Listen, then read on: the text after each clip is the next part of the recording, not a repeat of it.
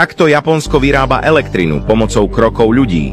Tokio, jedno z najrušnejších miest na Zemi, nainštalovalo tieto špeciálne nášľapné dlaždice na chodníky.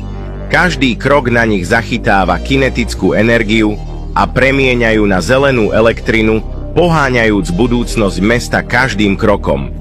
Jadrom tejto technológie je piezoelektrický princíp, ktorý premieňa mechanický tlak na použiteľnú energiu.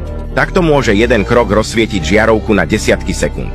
Táto technológia sa teraz šíri po celom svete, vrátane možného využitia aj v európskych metropolách.